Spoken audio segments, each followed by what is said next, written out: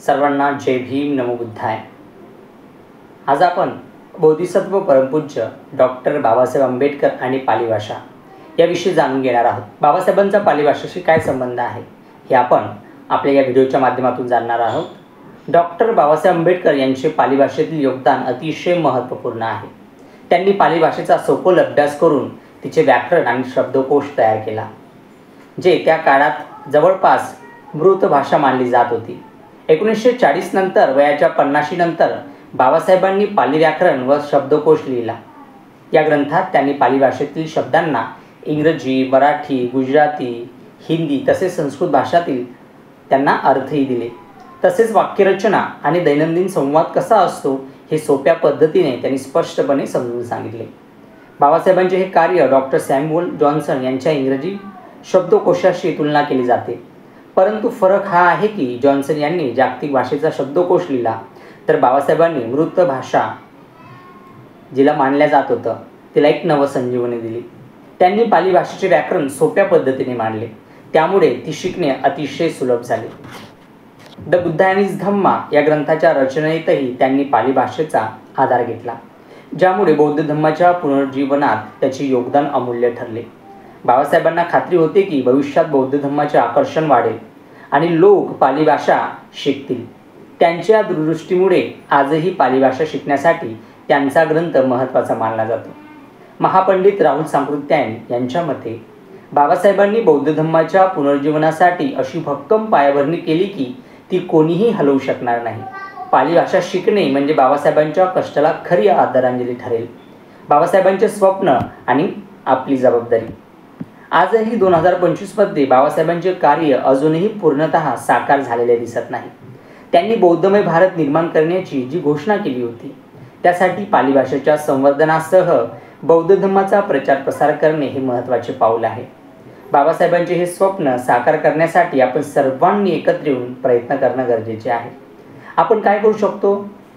तर सुरुवातीला पाली भाषेचा अभ्यास करू शकतो। पाली भाषा शिकून बाबासाहेबांनी दिलेल्या ग्रंथाचा उपयोग करावा आणि बौद्ध धम्माच्या मूळ ग्रंथाचा अभ्यास करावा। याविषयी जागरूकता निर्माण करणे, स्थानिक पातळीवर पाली भाषा आणि बौद्ध धम्म यांचे महत्त्व समजावून सांगणारे कार्यक्रम, कार्यशाळा आयोजित करणे, शिक्षण संस्थांशी सहकार्य करणे, शाळा आणि महाविद्यालयांमध्ये पाली भाषेचा अभ्यासक्रम सुरू करण्यासाठी प्रयत्न करणे। त्यानंतर आहे डिजिटल माध्यमांचा वापर।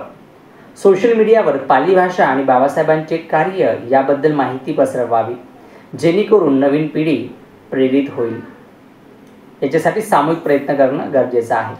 बौद्ध धम्म आणि पाली भाषेच्या प्रसारासाठी स्वयंसेवी संस्था आहे त्यांच्याशी सहकार्य करून सामुदायिक पद्धतीने हे काम करणे, कारण बाबासाहेबांनी पाली भाषेच्या संवर्धनासाठी व्याकरण आणि शब्दकोश लिहून जो दिलेला आहे त्याच्यामुळेच नवसंजीवनी एक मिळालेली आहे।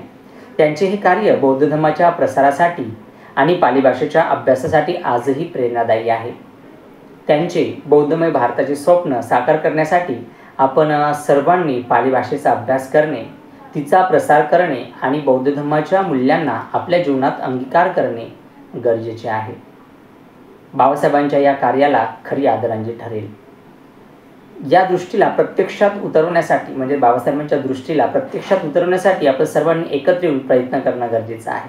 चला तर मग बाबासाहेबांचे स्वप्न साकार करूया आणि एक पाऊल पुढे टाकूया। याच्यासाठी आम्ही एक व्हॉट्सअप ग्रुप निर्माण केलेला आहे। या व्हॉट्सअप ग्रुपमध्ये सर्व प्राध्यापक, शिक्षक जे शालेय स्तरावरती शिकवतात त्या शिक्षकांना, जे विद्यापीठ स्तरीय शिकवतात त्या सर्व प्राध्यापकांना आपण या ग्रुपमध्ये जोडलेला आहे। आणि हे सर्व पाली भाषेचे अभ्यासक, संशोधक, लेखक आणि पाली भाषेवरती बौद्ध धम्मावरती लिहिणारे कवी पण आहेत। यांचं लेखन, यांचं साहित्य आपण या ग्रुपच्या माध्यमातून आणि जेही तुम्हाला पाली भाषेविषयी, बौद्ध धम्माविषयी किंवा बाबासाहेबांनी केलेल्या या पाली भाषेच्या किंवा बौद्ध धम्माच्या कार्याविषयी काहीही शंका असेल तर या ग्रुपमध्ये येऊन आपण निश्चितच आम्हाला प्रश्न विचारा, त्याचं उत्तर तुम्हाला मिळेल। आणि जेही काही तुमच्या मनात असेल त्याचं समाधान या व्हॉट्सअप ग्रुपमध्ये होईल। म्हणून मी या व्हॉट्सअप ग्रुपची लिंक या व्हिडिओच्या डिस्क्रिप्शनमध्ये दिलेली आहे। त्या लिंकवरती क्लिक करून आपण या ग्रुपला जॉईन व्हा। सर्वांना जय भीम नमो बुद्धाय।